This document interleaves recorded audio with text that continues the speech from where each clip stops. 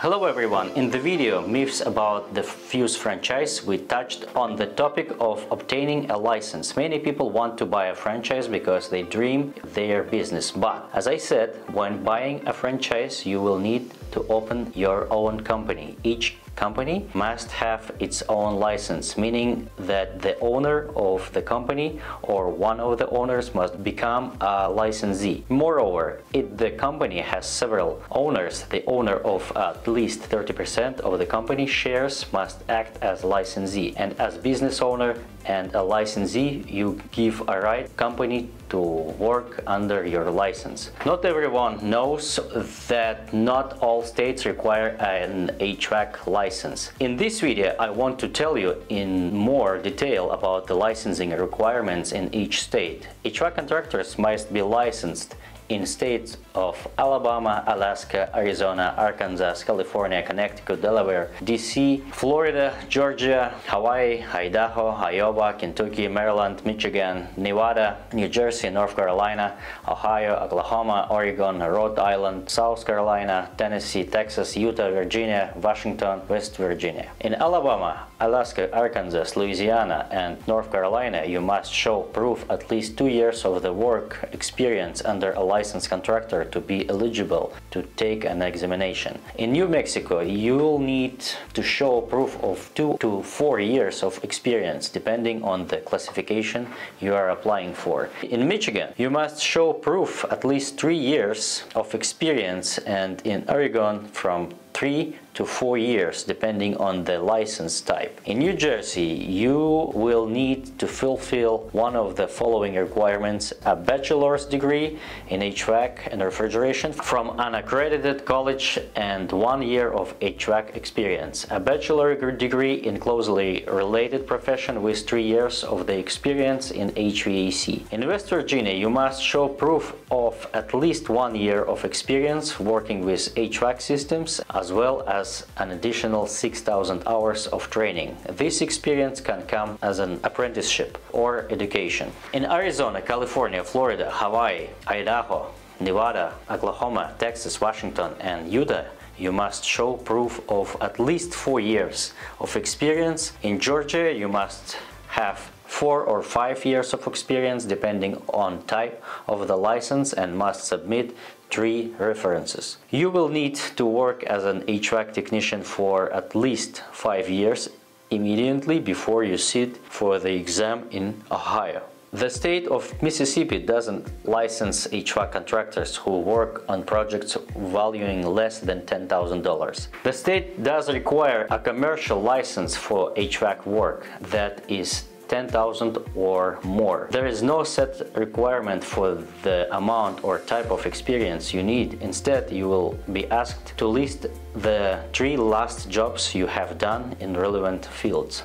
A Tennessee contractor's license is required for projects more than $25,000. You'll need a minimum of 4 years of experience. There is a number of states such as Connecticut, Delaware, Iowa, Kentucky, Maryland, Rhode Island, South Carolina, and Virginia, where in order to obtain a contractor license you first need to obtain a journeyman license. Depending on the states, you will be required to show proof of 1 to 10 years of work of experience. Then you will need to work as a journeyman for another 1 to 3 years to apply for a master level license. Note that half of even all of this experience can be obtained through academic or technical training. It all depends on the licensing requirements in your state and type of education you have already. There are several states where HVAC work isn't regulated at the state level, so there is no formal HVAC license. However, license requirements do exist at the city and county level. I would recommend you to check the local licensing requirements of the county or city in which you are planned to work. There is no state licensing requirements for HVAC contractors in states of Colorado, Illinois, Indiana, Kansas, Maine, Massachusetts, Minnesota, Missouri, Nebraska, New Hampshire, New York, Pennsylvania, Montana, North Dakota, Vermont, Wisconsin, and Wyoming. In Massachusetts, the license is required only if you work especially in refrigeration. While there is no state licensing requirements for HVAC contractors in Minnesota, you are required to file a $25,000 surety bond with Department of Labor and Industry. As an HVAC contractor who doesn't plan to hire employees, there is no license requirement in Montana, but you will have to register with the Department of the Labor and Industry. If you plan to hire employees, you will need a general construction contractor license. As a contractor working in Nebraska, you will need to be registered with the Nebraska Department of Labor. In North Dakota, license is required if a HVAC contractor works on any projects worth more than $4,000. Master license candidates must show proof of at least 3 years of journeyman experience and 2 years of practical experience for a total of 5 years of experience. Certification in Wisconsin is not mandatory, but becoming certified as a HVAC qualifier may help your business, and it will cover requirements of the local jurisdictions. To be licensed, you must have at least 4 years of experience. All states have some additional requirements.